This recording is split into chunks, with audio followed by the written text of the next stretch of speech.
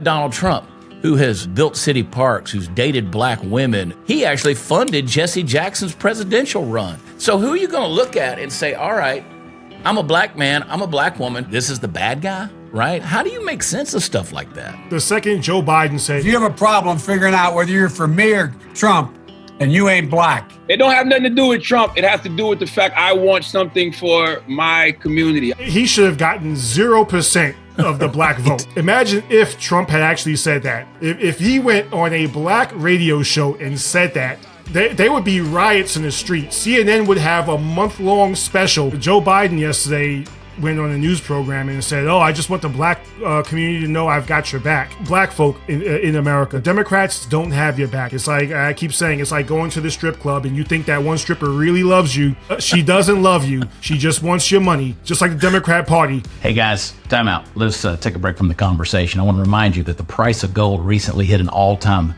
new high. That's right. Gold to silver price ratio is also close to a record high, which means that silver is lagging the price of growth of gold and is primed to make a move even higher, folks. United Patriot Coin stocks a huge variety of gold and silver coins and bars, and they want to help you start or add to your precious metal stockpile.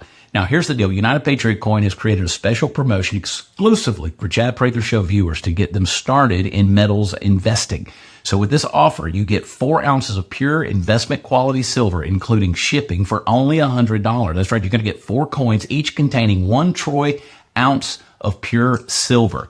And you can choose from your designs like the Don't Tread on Me, the Right to Bear Arms, Indian Head, Lady Liberty, a whole bunch of others. You can take a look. Now, here's what I want you to do. The offer is too good for you to pass up, but it's also too good for them to put on their website. So you got to call them in order to order this. And you want to talk to them anyway. They're cool dudes.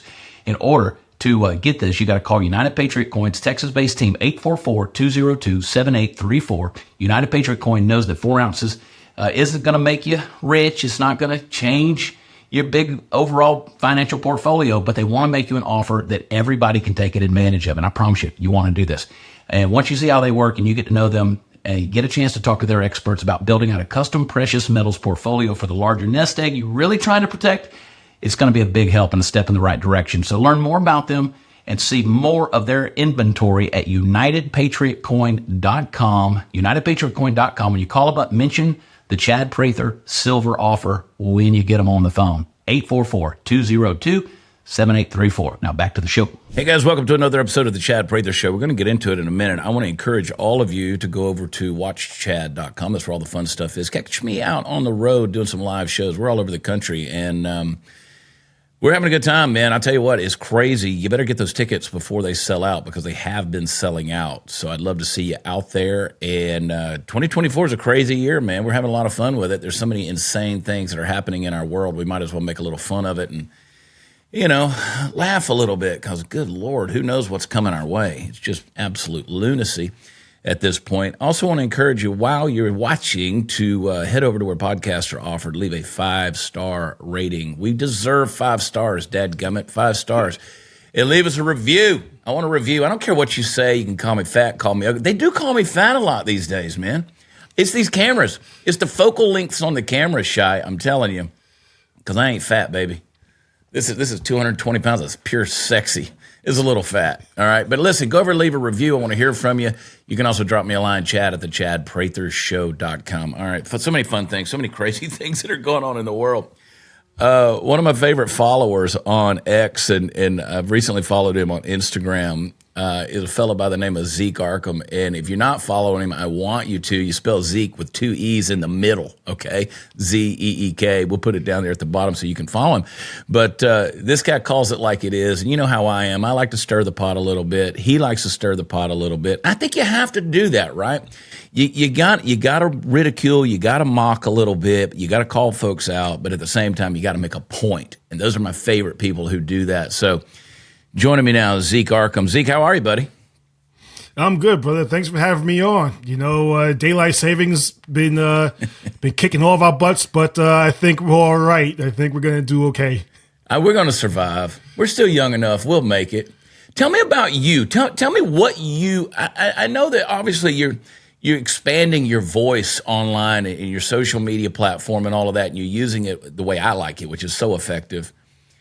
But we don't just wake up one day and say, well, we don't just wake up one day and when we're in college or kids and go, I think I'm going to grow up to be a social media platform influencer or something like that, or a political or cultural commentator.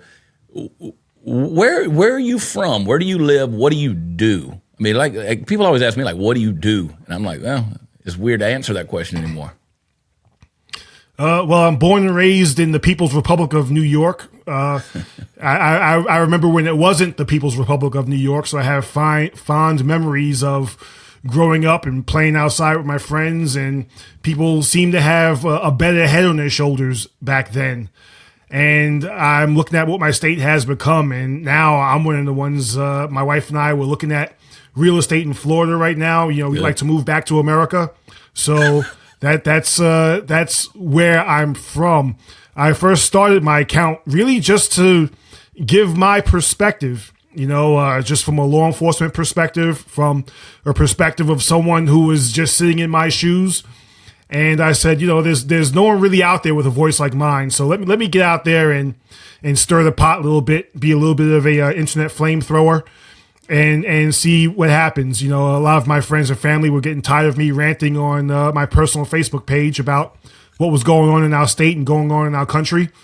So they all said, you should either run for office or get a bigger platform, do something else.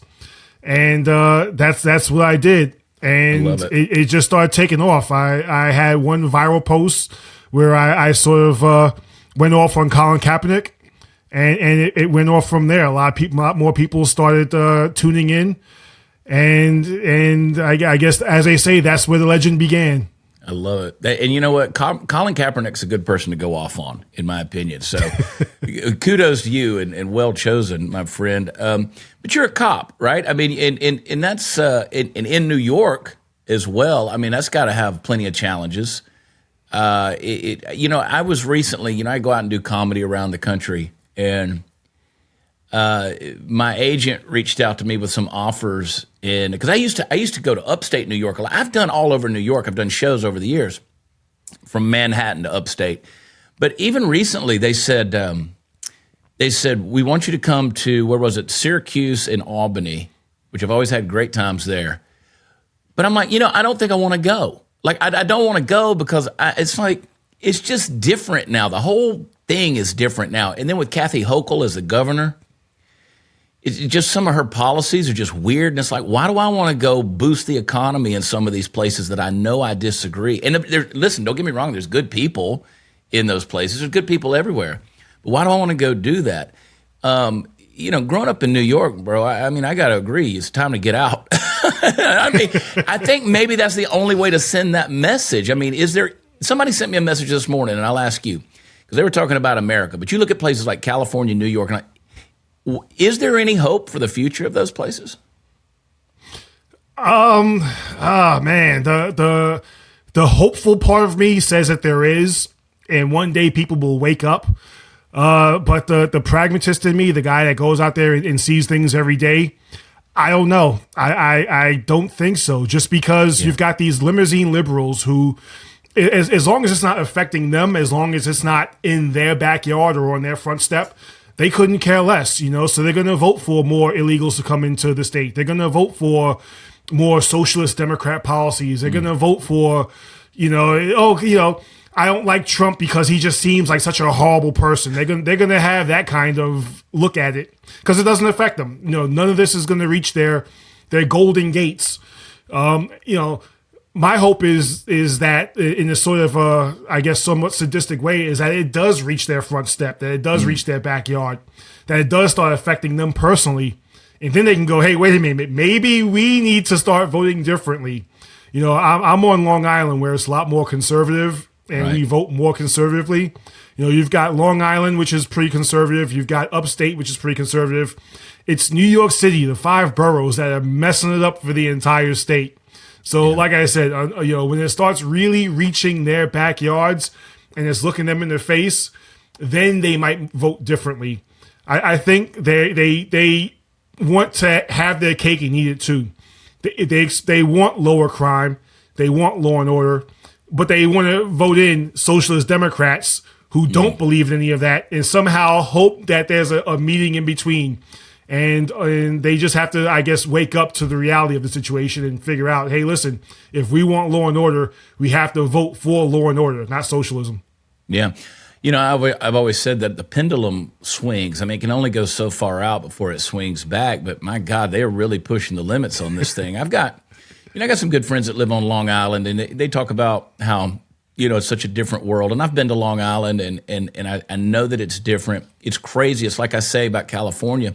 I used to go out and do shows in California, and it was always my most supportive state every year. It was weird. I mean, 16, 17 cities a year in California, and those folks would show up, man. And I said, there's some really good people out there. They're just getting screwed over by the bureaucracy of those big cities. Like you talk about the 5 boroughs of New York City. They're screwing up the whole thing for everybody. Upstate the same way. So I think it's going to take a new generation. Like people have just said, listen, we've got 100,000 migrants living on our streets. Illegals are everywhere, taken away. And again, the biggest thing, and I'd love to hear your take on this. Like I see these open border situations with all of these illegals that are coming in the country. I mean, hundreds of thousands of them, millions of them. I think the black community, the urban community specifically, that has a little more dependence on government and the welfare system and tends towards a little more poverty level, they're going to be affected first and foremost more than anybody else. What do you think about that? Hey guys, let's take a quick little break here while I tell you about one of the largest selections of firearms and ammunitions and accessories available online. You don't know about this. This is a honey hole. Their inventory includes some of that hard to find stuff that other gun shops don't have. Chances are, if you're looking for it, United Patriot Supply has it. They got a great selection on ammunition, tons of 5.56, 7.62, 9mm. Right now, they're running a silver incentive program. You buy a firearm, you get free silver with your order. You get a free ounce of silver for every $500 spent on guns, up to 5 free ounces. So if you got a firearm purchase of $2,500 or more, listen, it's a good deal. This offer is a combined promotion between United Patriot Supply and our good friends at United Patriot Coin. I want you to shop online, check them out, see what they got. Do some perusing and some purchasing at UnitedPatriotSupply.com. UnitedPatriotSupply.com. Go get it. Joe Biden yesterday went on a news program and said, I just want the black community to know I've got your back. Yeah. Okay, but, you've got Ukraine's back first. You've got illegals' backs first. You've got the LGBTQ's back first. And then somewhere in the 20s, that's when you've got black Americans' backs. I keep saying black folk in America are going to really have to wake up to the fact that the Democrats don't love you. The Democrats don't have your back. They don't want what's best for you. It started with LBJ, and through Obama, and now through Biden, they don't love you. They don't have your back. It's like I keep saying, it's like going to the strip club and you think that one stripper really loves you. She doesn't love you. She just wants your money. Just like the Democrat Party, they don't love you. They just want your votes. They'll give you crumbs off the table. They'll give you Juneteenth. They'll give you the anti-lynching bill, which no one's been lynched in America since like 1983. They'll give you that bill and say, hey, look what we've done for you. But it's not happening. They don't love you. And thankfully, the pendulum in the black community is, I think, starting to swing back a little bit. I mean, you've got those diehards who are just like, no, we must vote Democrat, and you just kind of look at them and go, well, bless your heart.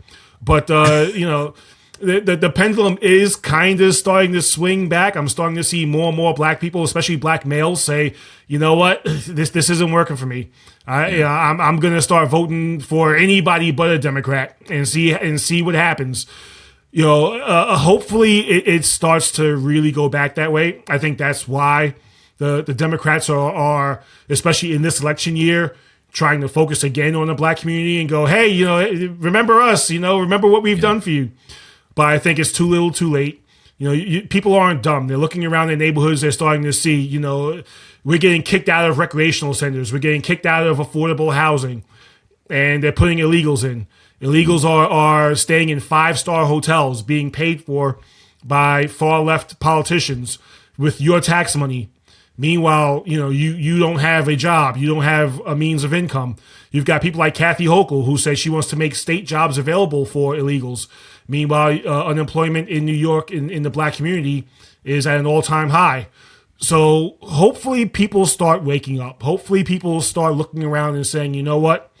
Let me vote differently. Let me diversify my vote and see how it works out for me. You've got nothing left to lose. You're already at rock bottom.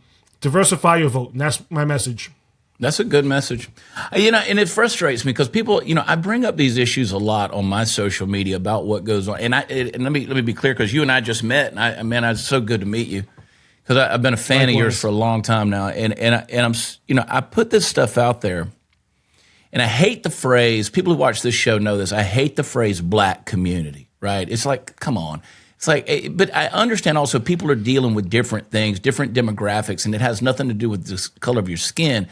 But different demographics are dealing with different issues in this country. So, I kind of strain at the limitations of human language of how to communicate this. But people are like, you don't, who are you? You're a country boy that, grew up, blah, blah, blah. You ain't got no. I was a ball player. I was an athlete for a long time, way up as an adult. I mean, I've heard the stories. I've been with the people. They were my, different people that were on my teams. We stayed. I've always said, we stayed in. You get to know another man when you have to stay 4 grown athletes in one hotel room with 2 double beds. You get to know each other real well. You hear each other's stories, right? My buddy Jock Stevens, when he played high school ball with me, went on to play football at Georgia. It was an incredible athlete. You go knock on his door at 6 a.m. because he didn't have a car, and I picked him up to go to high school. You get to know people. You hear their stories, and then you just know that different people are dealing with different things. And so for me, it's heartbreaking. It really breaks my heart when you look at what the Democrat Party has done to the black community for so long. And the deception that's there. And all you got to do, Zeke, is, and I love doing this, it's a love-hate. I go read your posts, and then I look at the comments under your posts. And it's sad, right? My girlfriend's always like, stop reading comments, it pisses you off. And I'm like, no, that's where you educate yourself on some of this stuff. And see, one, how dumb and insane things are, but you see where people's perspectives are. And there's a lot of folks in there who say, oh, you're just pandering to white people. It's like, why do people, why is that their logical conclusion when all you're doing is just pointing out facts? Have you noticed that? Oh, I've absolutely noticed it. And my DMs are actually a lot worse. I can only imagine. I usually say the public comments are mild compared to my DMs.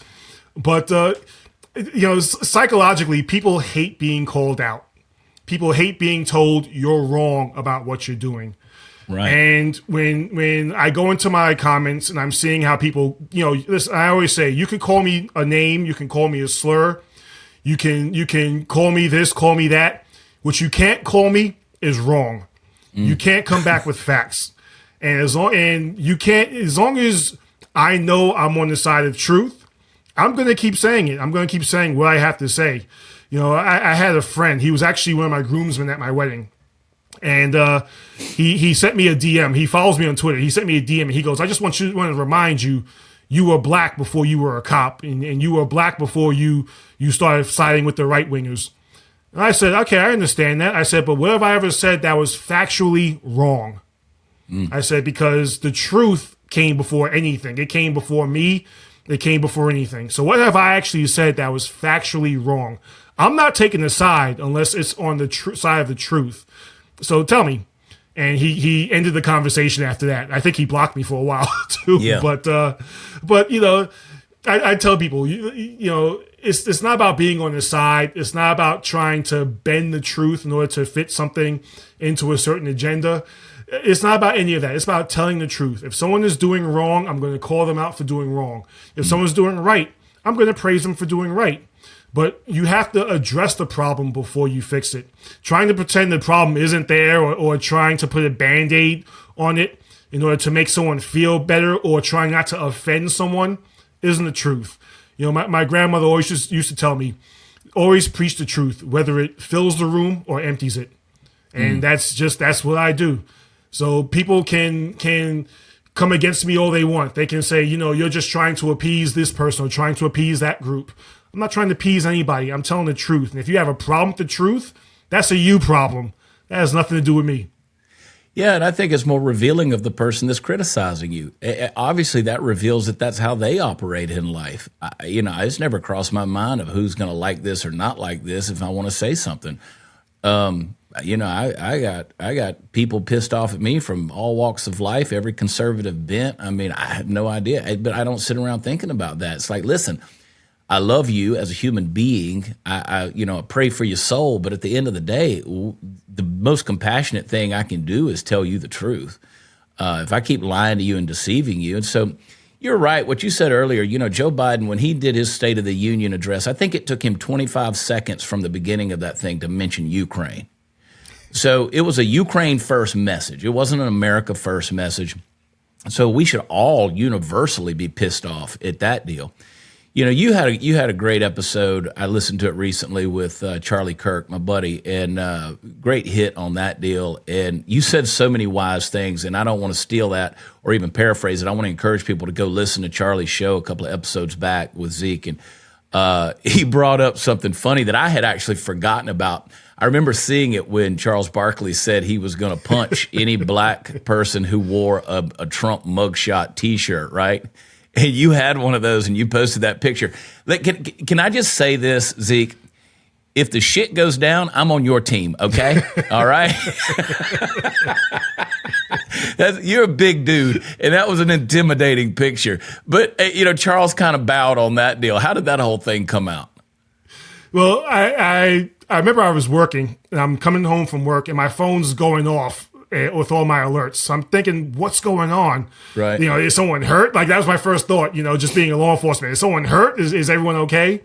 And everyone was tagging me in this picture saying, with Charles Barkley saying he's going to punch someone if he sees him with the Trump mugshot. So I knew I had that shirt. So I said, okay, let's have some fun with this. So I got home. I changed. My wife took the picture and I posted it. And I actually completely forgot that I posted it. And I think I looked at my phone about a half hour later, and it already had about 2,000 likes. I went, whoa, wait a minute, what's going on here? Yeah. And then I saw it was getting shared all over the place. I had people who I hadn't spoken to in years texting me and going, hey, is that you in that picture? So sending me the picture back going, is this you? So... And then for Charles to actually address it and going, yeah, I'm not going to actually punch anybody in the face. That was pretty funny. I said, hey, listen, I didn't expect to start off 2024 with a victory over Charles Barkley, But listen, I was a fan of Charles Barkley back in the day. I grew up watching him play basketball. I was a fan of the original Dream Team. Yeah. Listen. We as conservatives of any race, we're not going to be intimidated. We're not going to back down. We're not going to let you threaten us. We're the side with all the guns. We're the side who wakes up early and hunts. We're the ones with the blue collar jobs. We put our boots on and go to work. We're not going to be intimidated. So my message to Charles was, say, listen, Charles, I'm a big dude too. You hit me, I'm gonna hit you back. So my message to Charles still stands. Saying, hey, listen, if you ever do want to talk, if you ever want to put the facts out there, you want to lay it on the table, I'd be more than happy to do so. Maybe it's just about a miseducation or just a lack of an education. But I was just glad to have that pushback and to have an NBA legend back off of punching me.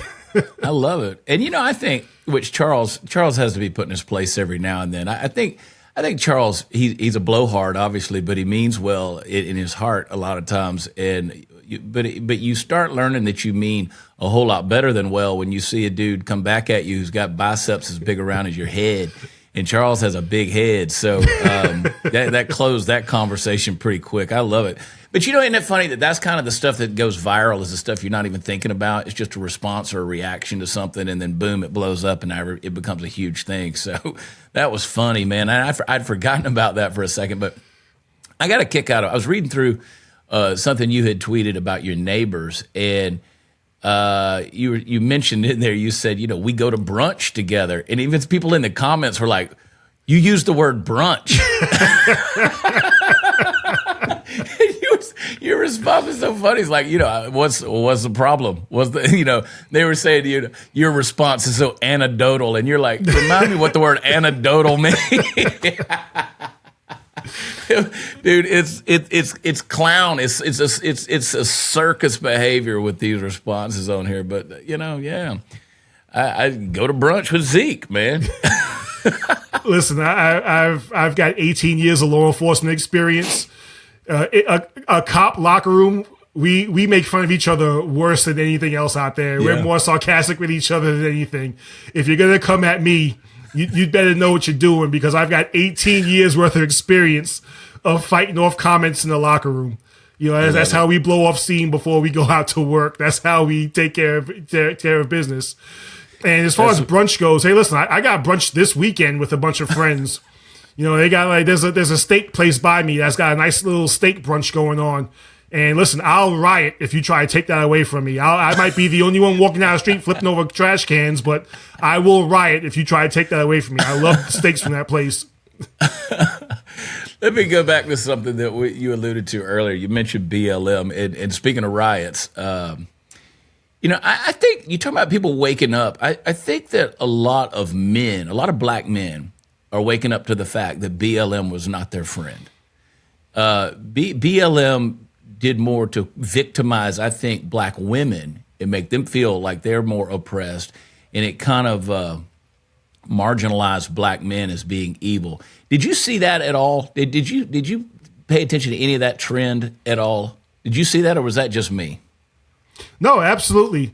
BLM's message was all about how, as a black woman, you don't need a man, you don't need a father, you can take care of everything.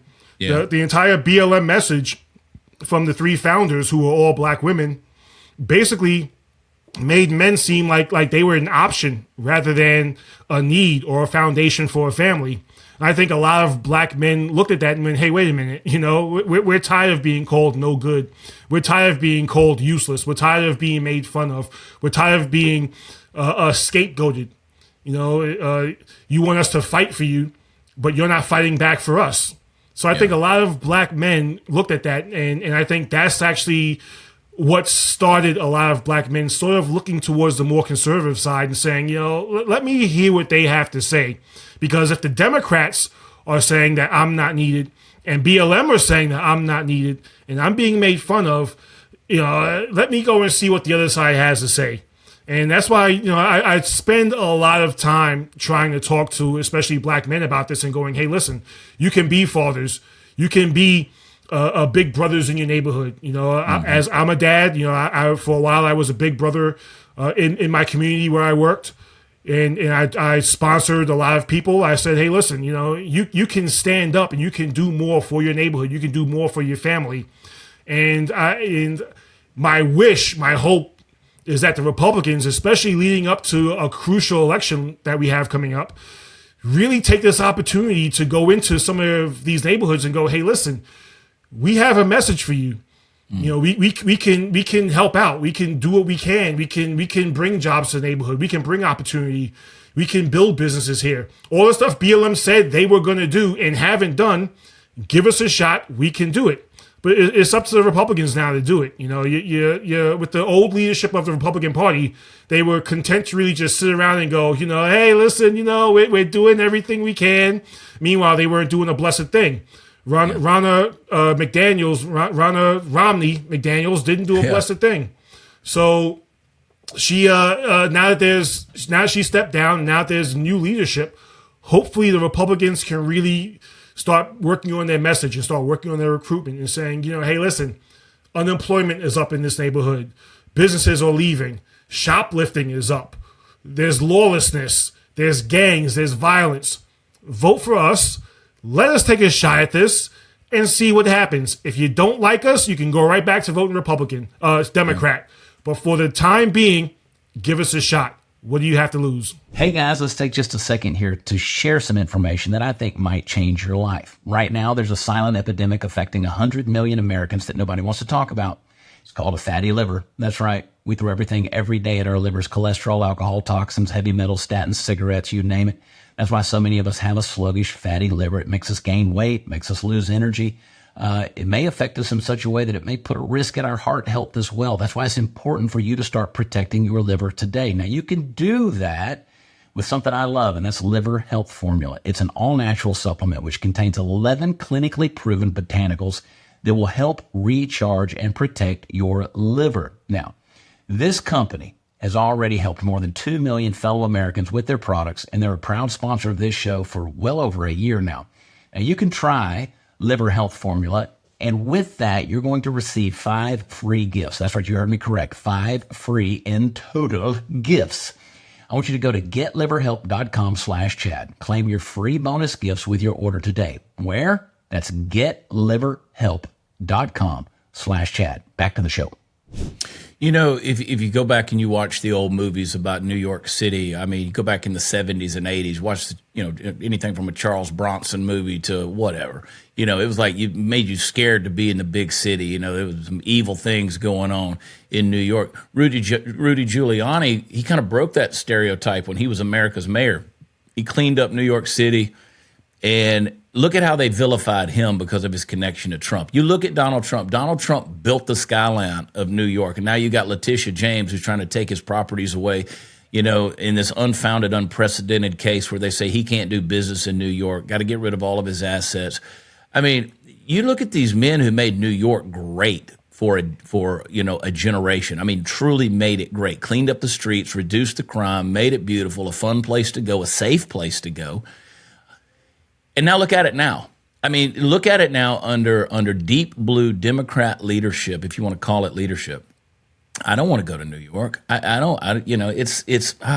kind of dread the thought of having to go now because it's a completely different place. So in one generation, you look at what they've brought back or brought down. I said the other day on Twitter or X, I said, I think Letitia James, my theory is if she could get Trump Tower, that's where they'd start housing illegals. I think that would be a perfect solution in their mind, right? And people are like, it would never happen, but that's a good theory. I mean, why not? If they got properties, they're not going to start bringing, veterans in there. They're not going to start bringing in single moms or black families. They're not going to do that. They're going to focus on these illegals that are coming in there. So, you look at these big cities across the country. Every deep blue city has got its problems. Chicago, you mentioned earlier, Kathy Hochul wanting to give those jobs. Look at Oregon, look at Illinois, look at California. I think I'm right in that. They're wanting to give police jobs to illegals, not to mention put them in the military. I mean, what in the world could possibly go wrong with something like that? When you look at the landscape of this country and where it's gone, surely eyes are being opened when, and again, it's like, look, here's our choices. You got Trump and Biden. And I look at Biden, who eulogized a grandmaster of the KKK, Robert Byrd, as being, one of the finest men he ever knew.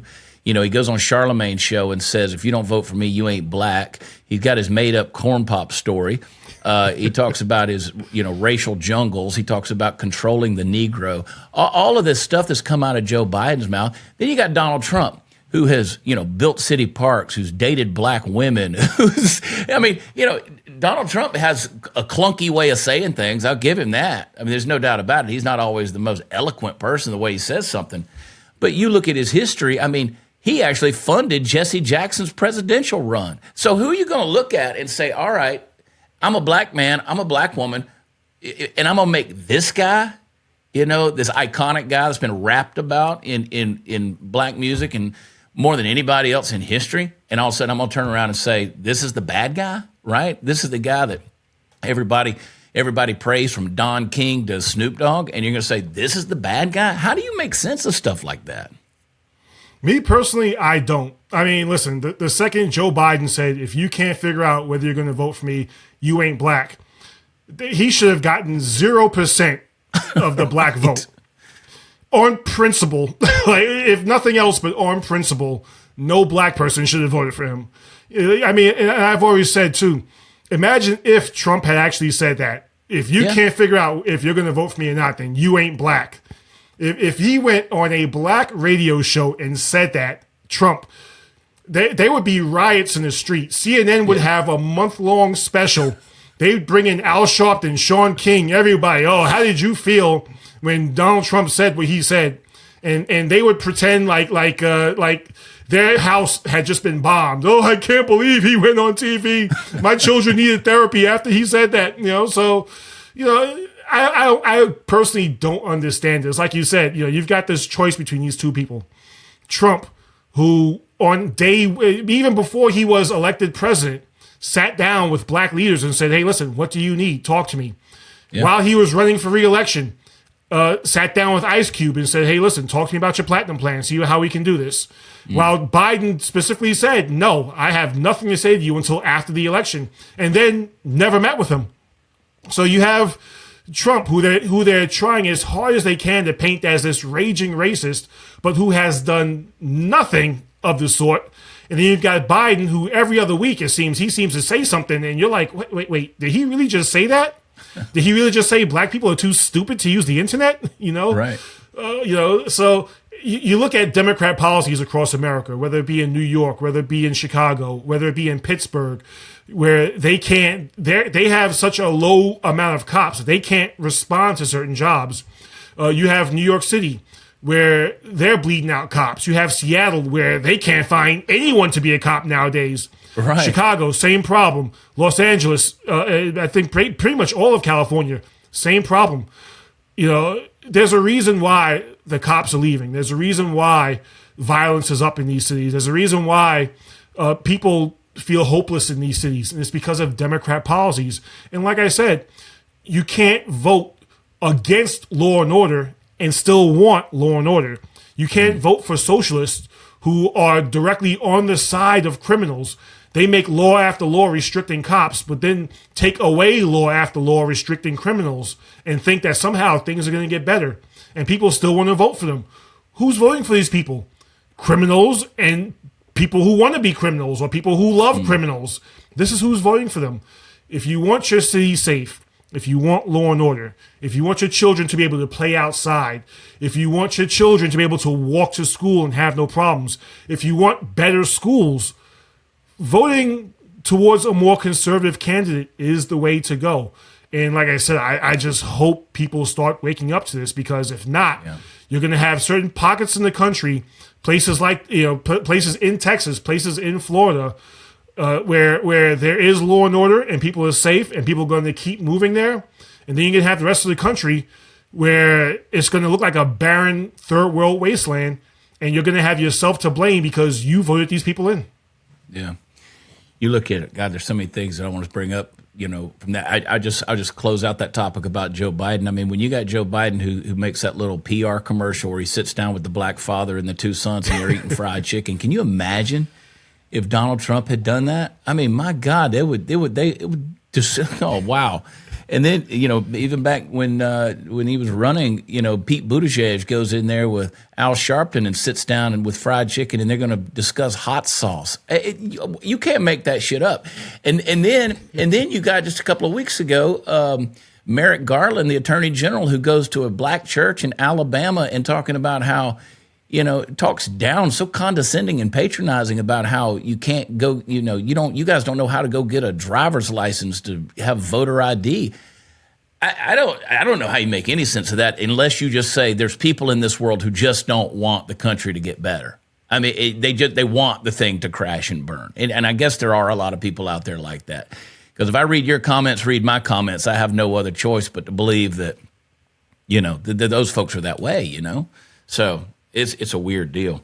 You had mentioned, I heard on your chat with Charlie, and one of my heroes is Thomas Sowell, and you mentioned that he's one of yours as well. And man, I wish we could get the writings and the ideas of Thomas Sowell in all of our heads, to help us understand, just some common sense. How has that impacted you? Like, what have you done with that? How'd you even find Thomas Sowell? I don't know how I found Thomas Sowell. I had a friend, Leonidas Johnson, who he was one of the first guys when I started tweeting on X to sort of reach out to me and sort of start talking to me. And I think he might have recommended Thomas Sowell. Yeah. And I just started reading a lot of his works. Either that or the documentary. There was a documentary that really got me started as far as being more conservative. It's called Runaway Slave. And I watched that, and it sort of really pushed me towards being more conservative. And then I watched the next documentary, Uncle Tom. Yeah. And I think I really started pulling stuff from that. But I started reading Thomas Sowell, and it's like I couldn't stop. I would read book after book, and it was almost like it just sort of just changed my life. Yeah. I understood now why a lot of things happened. I went through basically his entire catalog. If you look at my library here, I've got my own little Thomas Sowell section, with highlights and bookmarks and everything in there. And I go through it really frequently. You can always tell the books that I read a lot because they're pretty beat up. I don't think I have a single mint condition Thomas Sowell book. If I ever meet him in real life and need him to autograph something, I gotta go buy a new book, because all his books are pretty beat up in my little library. But I love the fact that I can pull a Thomas Sowell fact out of thin air. And I have someone who I work with who's a huge Bernie Sanders fan, which I don't understand how he's in law enforcement and a Bernie Sanders fan, but the mental gymnastics there must be crazy. But every time he says something, I pretty much counter with a Sowell quote, and I can see the frustration on his face, and it gives me my own little sense of satisfaction. Yeah. But listen, Thomas Sowell is a great man. I actually found out he went to high school with my grandfather. Oh, wow. My grandfather is the greatest man I know. So I can see where that knowledge comes from. Yeah. Like I said, obviously they went to a good school. Yeah, Stuyvesant High School, back when it was actually a really good, high-quality school before de Blasio screwed it up. But, they both went to Stuyvesant High School, and, I have his books on audio as well. So even when I'm in my car coming back and forth from work, I've got about an hour commute every day. So I go through about an hour of Thomas Sowell on a daily basis. I love that. That's how you disciple your mind. And I say that to myself. I'm listening to Vince Ellison's newest audio book right now, and just the solid common sense there, because I don't think, I've always been fiscally a conservative, but socially I was pretty liberal, right? I wanted people just to live their life and do the thing that they wanted to do, and just kind of leave people alone. I understood that. I wanted people to have all the rights they could have, but then it, like I said, it just pushed so far the other direction. And from what I hear from you and what I've seen of you, I don't think that you just said, I'm going to wake up and be a right-wing extremist. I'm going to be some conservative. I've never seen you necessarily label yourself that way. So, when people say, "Oh, you've just become some wild-eyed, crazy, right-wing conservative," no, I think Zeek, you just have common sense. What do you think about that? Well, actually, technically, I label myself more of a conservatarian. Yeah, because there's a lot with the libertarians I agree with. There's a lot with the conservatives I agree with. I guess I'm somewhere in the middle of the both of them. Yeah. But no, I like telling this story because it sort of kickstarted me on the way to how I feel today. I had just graduated from college. I was at a family reunion, and my great granddad was there. My great granddad was a guy in North Carolina who grew up during the 1920s, and he told me. I was going off about how this is racist and that's racist. I just graduated college. And I thought that I was smarter than anybody at the table. And, my great granddad who grew up when the Klan was actually like a thing, when they were a legitimate threat. And he'd seen violence towards black people, and he'd seen a few lynchings in his life. He stopped me. He put his hand on my hand, stopped me. He said, always be the last person to call something racist. Because if you call everything racist, then nothing is racist. But if you save that for when something truly is racist, it means more. It's got more impact. And then he stopped and he changed the subject. He just started talking about something else, the way a Southern gentleman would do. And, for a week, I was pretty butthurt, For a week, I'm sitting there like, how is he going to tell me, about this? I graduated from college, I don't think he's even got a high school diploma. How is he going to tell me? And then that little voice in the back of my mind just kind of went, wait a minute. He grew up in 1920s Virginia and North Carolina. Who are you to tell him about anything? And so I went, yeah, you know what? He's right.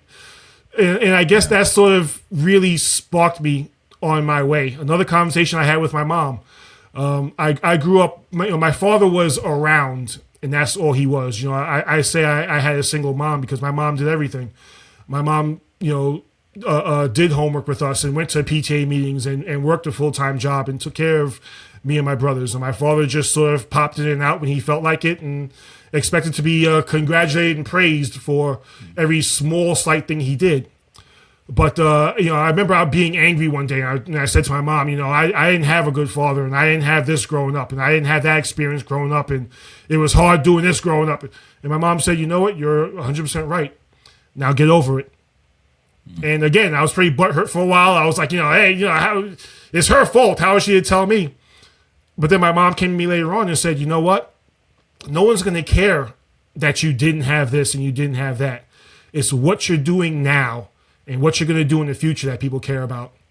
And I guess between those two things, I sort of started looking towards, okay, if I'm wrong about this and I'm wrong in how I believe and I'm wrong in my victimization, what else am I wrong about?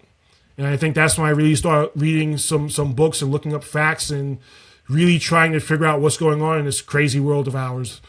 And it wasn't until after I became a cop and started hanging out with cops and started talking to cops and getting some of their viewpoints that I said, let me look up more facts. And I guess I sort of red-pilled myself. So it definitely wasn't an overnight sensation. I didn't just wake up on a Tuesday and go, hey, I'm a conservative. It was a process. It was a long process. And there was a lot of fight back from me because, growing up in certain communities, you're used to looking at yourself as a victim. Yeah. But when I found out I was wrong about a lot of things, I said, well, let me get right. And I did. Yeah.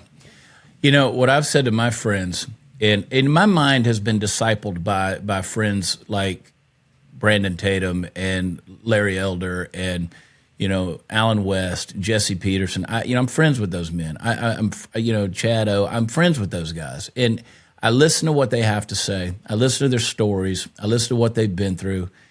And there's no doubt that everybody goes through something in life that you could say, well, I was victimized by this, or this was a form of oppression, or this hurt me, or this scarred me.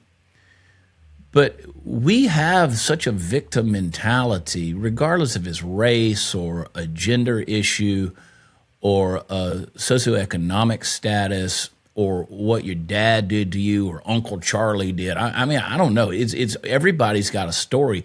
And everybody tends to define themselves by their scars, right? Everybody wants to show off their scars. I love the fact that people can emerge victorious and say, listen, I don't care about the labels. You can label me whatever you want to label me. This is truth. I'm embracing this. And this is what's not only empowering me, it's empowering those around me. So I appreciate voices, like your own, who have just said, to hell with the critics. The critics are going to criticize you no matter what.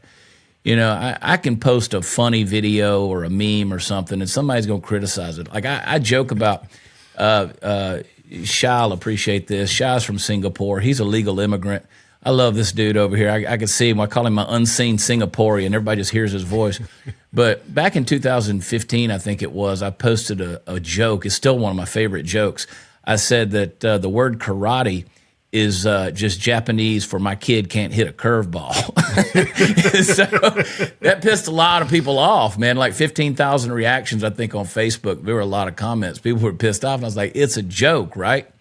But suddenly everybody's disagreement started popping out, and the internet is the worst place for that. It really is. But, I love the fact that you just speak common sense.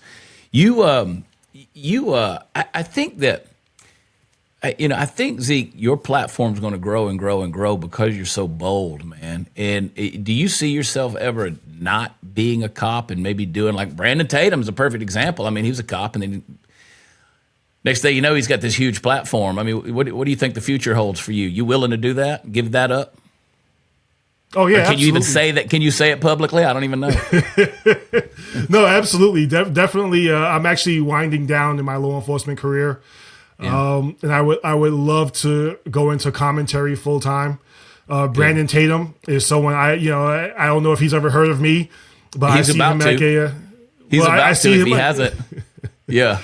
I see him like a kindred spirit. I read his book. I love a lot of his stories. I met him at I saw him, excuse me, at the Blexit event in New York, and I love his how he speaks. I love his mind, fellow law officer. So I would love to go into commentary. I love the reactions I get because I can tell when I'm starting to break through to certain people, and the angrier they get, the more fun I have with it. I always say you can be angry all you want, but let's talk after that. And some people have taken me up on that. Some people haven't. When the pinned post to my ex account is me just talking about my neighbors. I have a bunch of neighbors I hang out with. Some of them are cops as well, and we all just have fun. And people are like, oh, but you can't say they don't see color. Well, yeah, okay, yes, we know. We know the race of each other. My neighbor isn't going to show up to my house. I'm like, hey, wait a minute, you were Asian this whole time. One of my neighbors actually was my partner on my job, and our nickname was Team Rush Hour because he's Chinese. And of course I'm black. So they didn't even call us by our sector or car name. They would just go Rush Hour, and we were both, everybody understood, But it was funny because he's probably the best partner I've ever had. We worked really well together, and we could all take a joke. We all understood. It's not that we're emphasizing each other's color. We're making fun of it. We're having a great time with it. And I would rather hang out with people like that. I'd rather hang out with people who they can see your color, but they don't care. You're just a human being to them. Our daughters play together. My daughter's a little older than his daughter. They play together. They have fun together. There's a bunch of other people in this neighborhood. We all have fun. We all hang out. Our race doesn't matter to each other. But you've got a certain segment of the country, they want to emphasize race. It has to be like the foremost thing on their mind. They're not an American, they're a black American. They're not a Christian, they're a black Christian. Who cares? Who cares? Are you really going to separate yourself by that?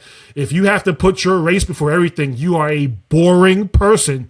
And I'll say it to people, you're boring. Because if I were to take that away from you, you wouldn't know what to do with yourself. Yeah. So I would love to go into commentary. I would love to keep putting my message out, my word out. I would love to. I love doing stuff like this. I love meeting new people and doing podcasts and talking to people. So yeah, my law enforcement career is winding down, and my wife is definitely going to be looking for me to do something because she already told me I can't sit around the house all day, even though I would want to. But I would love to expand and do stuff and talk to people. It's one of the things I love the most about my platform, being as large as it is. Yeah. Well, you're fun, Zeke, and you have a lot of wisdom, man, and I really appreciate that. Just the nuggets of truth you've dropped on here today.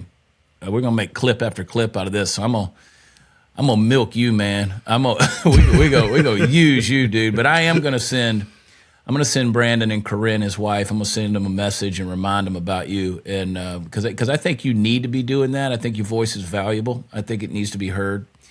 Because again, you're not, like anybody else. We don't walk into a restaurant, start looking around and asking people who they voted for before we eat there. So we don't do that with skin color. It doesn't cross our minds. It shouldn't. And if you do, then you really are you're a statistical non-entity in the population of the United States, because by and large, we're not a racist country. We've been a racist country. We're not a racist country. We've moved past that kind of stuff.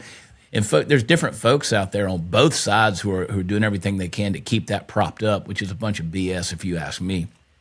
And I love what you said a second ago. If you got to put your skin color before who you are, and that's your identifier, well, I think you're identifying yourself as a victim because of your skin color. And you shouldn't do that. You're not going to get ahead in life that way. That's for certain. So, I appreciate the perspective. And And at the same time, man, like I want us to be able to get together, hang out, and not talk about black issues or Asian hate or BLM or white oppression or supremacy or any of this nonsense. Like, let's just be buddies and hang out and talk about what's going on in the world. Let's sit around and make fun of Joe Biden's old ass. Like, that's. I mean, that dude, he's white, he's translucent. You can see through him. So I don't know. I think that as people embrace some common sense and their eyes are open and whatever you want to call it, red pilled, I can remember back texting with Candace Owens years ago when she was still making videos on a little camera phone set up in front of her in her attic, and she was doing her Myth of the Coon videos up there. And I'm talking to her, and now, look where she's exploded too, and it's crazy to watch that. But I think people are starving for some common sense, is what I'm trying to say. You got a bunch of it, man. So you worked a double shift last night. You worked a double shift last night. We got to get you to where you can make money not working. We got to make a living just running our mouth, man. That's the American dream right there. But no, seriously, I appreciate you. Appreciate what you do, man. And there's so many people out there. Are you guys seeing as a police officer, as a law enforcement officer, is it getting harder and harder to find good people to put on the force? Oh yeah, absolutely. It's one of my main concerns as far as the future of law enforcement. Mm-hmm. If you're in a state where they're letting illegals join the police department, or in a city where they're letting illegals join the police department, I worry about the quality of the people who are going to join. Just because, first of all, they didn't even do the process to get into the country legally. You mean to tell me they're now going to do the process to follow the law impartially? Yeah. And then, you have all these departments who they're facing such staffing crises now that they can't even maintain their standards. They're getting rid of the 1.5 mile run. They're getting rid of the physical standards. They're getting rid of the legal standards. Oh, you know what? Well, if you have a misdemeanor, we'll let you join. Was it an okay misdemeanor? Okay, you just beat someone up. All right, we'll let you join. Who knows? Yeah. No, you can't be a cop. And how's that going to work? What if you run into the cop who arrested you all those years ago? Hey, remember me? You put the cuffs on me? So it's one thing I worry about with the future of the job. I support law enforcement. I support good law enforcement. Let me make that clear. I support cops who got into the job for the right reason. I support cops who understand that their duty is to the Constitution and to the people, not to a politician, not to a certain idea. But it's something I do worry about, and I really hope things get better in some of these cities where they're having these staffing crises. But like I said, in order to do that, you're going to have to vote differently. You can't vote for someone like Bill de Blasio, where he's going to take a decidedly anti-cop stance and think that things will get better. You can't vote for a Democrat socialist. You can't vote for an AOC and hope things will get better, because their activism, their ideas are going to come before the duty to their job. They're going to try to turn this place into 1950s Cuba before they turn it into New York City, a thriving New York City, or a thriving Chicago, or a thriving LA. You had that psychopath in I think it was San Francisco, who basically said he was a DA. He basically said, I'm on the side of criminals. I'm going to do everything to empower criminals. And the people heard this, and they still voted for him. And they wound up having to recall him because he did such a piss poor job. Well, that's going on in a lot of blue cities across America. And unless things get better, things are going to get much, much worse. Yeah, and that's the sad part. I've said for years now, we don't have red states anymore because we got too many blue cities. All of our cities have turned blue. The saving grace for a place like Texas is while all of our big cities are blue, Fort Worth is on the cusp, but all of our big cities are basically blue. We at least have about a dozen cities over 100,000 in the rest of the state that are decidedly red, and that's the saving grace for places like Texas and places like Florida. But the rest of the country can't say that, And whether it's Colin Kaepernick putting pigs on his socks, or all cops are,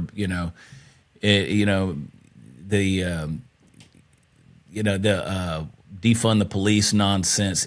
When you have decidedly anti-police legislation and activism, as you said, out there, I wouldn't want to join that. I wouldn't want to go do that job. I wouldn't want to. That's why every time I'm on stage in front of a live audience, I have this thing that I always say. I said, we got people that pin a badge on every day and kiss their families goodbye and just pray they get to come home at the end of a shift. I said, there's people out there who say, well, there's bad cops. Well, there's bad sex too, but I don't turn any down.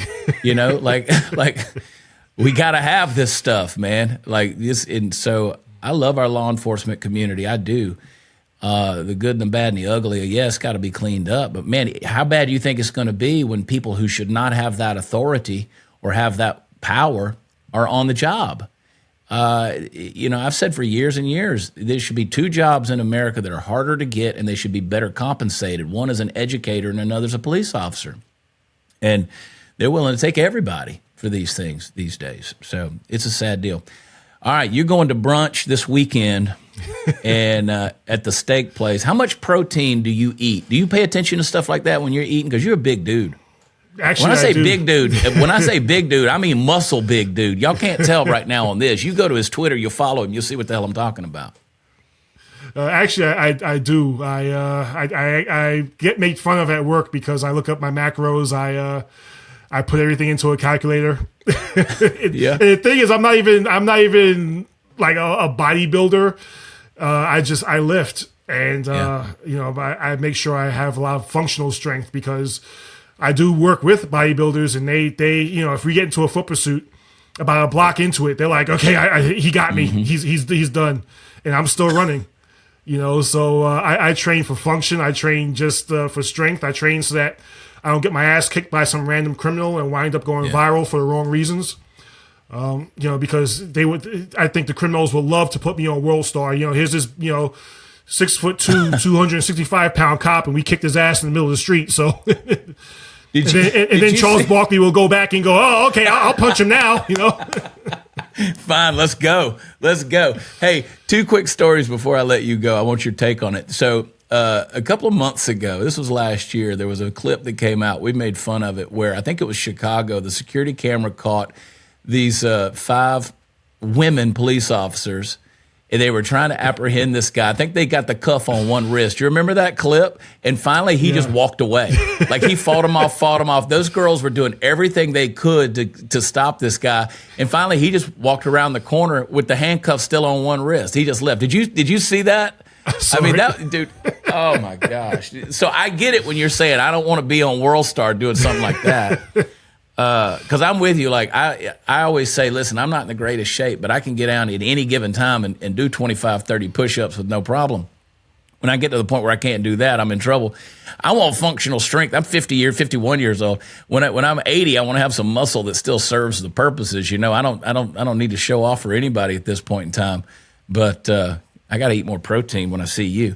The other thing is, recently they had this clip, and I hate this clip, where I think the girl's dead now. I think she died, where they got in the fight there at the school, and she bashed her head into the concrete. Yeah. And then Libs of TikTok, Kaya Rashik, she revealed this school, how like the police officers and security just wrote a letter back to the school, said we absolutely are not going to work with the school because they were forcing police officers to take DEI training, DEI testing and all of this stuff before they could even work at that school. And so now the school basically has had no security, and they say basically it's just fights and violence at this school every day. Have you run into stuff like that where DEI requirements are becoming a bigger and bigger thing?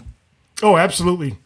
I've proudly been kicked out of a few DEI classes myself. Good. Because I'll become the peanut gallery. The last DEI class I had to take was there was an older white instructor who was lecturing the class about how cops were the original slave catchers and cops were evil during the 50s. So I raised my hand and I said, hey, listen, 2 questions. First of all, can you show me exactly where cops were the original slave catchers? Can you show me historical context where they were doing that? And he kind of, oh, well, I don't know about that. Okay. And, sir, let me just ask you a quick question, if you don't mind. Who did you vote for in the last election? Did you vote for a Republican or did you vote for a Democrat? And so he proudly stood up and said, well, I voted for a Democrat. I said, well, that brings me to my point where you say cops were evil in the 1950s. You do realize the cops in Alabama who were spraying fire hoses and Bull Connor in the 50s, you do realize he was a Democrat. So you're perpetuating the racism and the violence of the 50s by voting Democrat. So he no. Then he tried to do the whole party switch, and I shut him down with that too. So after that, he asked me to leave, and I gladly got up and left. But so I've been kicked out of more than a few DEI classes myself.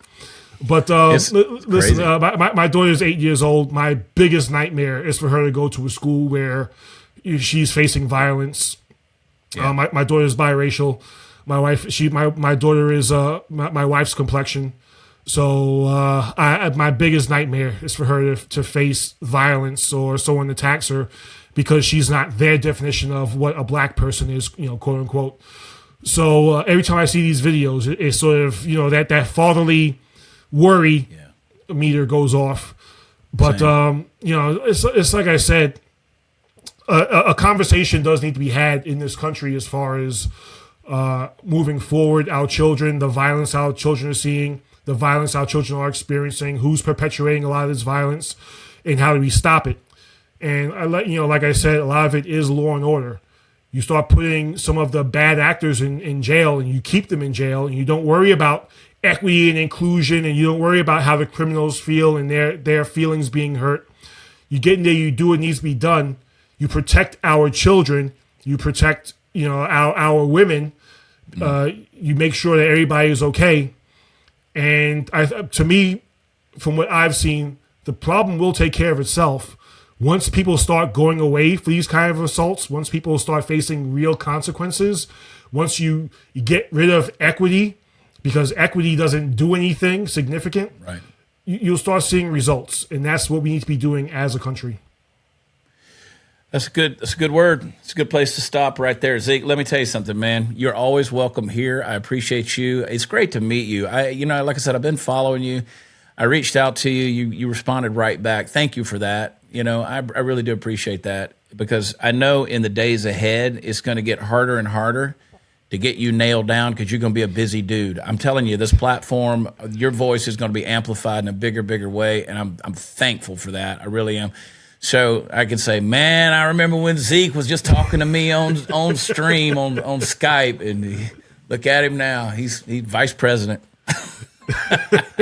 I love it, dude. I appreciate you, man. They would hate me. The left will come after me with all the knives. Hey, just wait till they see you talking to a white dude in a cowboy hat. It's gonna be fun in the days ahead. It's going to be fun. No, I love it. I appreciate you. It's good stuff, man. Thank you for your common sense. Thank you for your wisdom, your boldness, your outspokenness. I appreciate it. I want everybody to follow Zeek. Just go ahead and follow him and keep up with everything that he's doing. And not only follow him, but make sure you put a notification on there so you see what he says first. So you will not be disappointed when he's one of those guys that doesn't waste words. I waste a lot of words. He doesn't waste words. He gets right to the point and is solid. So Zeek, thank you for that. And make sure you follow him. He's got big stuff coming up. There's going to be a lot of podcasting in his future, his own stuff, his own show. So be sure you're following all of those things that he's up to, man. Hey, guys, listen, before you get out of here, don't forget ratings and reviews. We love them. And we want you to subscribe to our YouTube channel. If you want to find me on Rumble, you go over to Watch Chad. That's the channel, Watch Chad. Chad Prather show. The Chad Prather page is a little bit kind of messed up. We got to work that out with Rumble. But go to Watch Chad. You can catch these episodes there. And also, obviously, if you want to just listen to me and not look at me, you can go wherever podcasts are offered. Apple Podcasts, Spotify, iHeart, all the places. And listen to me while you're doing the laundry or whatever it is you're doing. And I just know that I appreciate you. I love you. And pray for Zeke, pray for me, pray for all of us, man. Our country's in a mess, and it's going to take common sense and a whole new generation to bring us back. We love you. God bless you. We'll talk to you next time.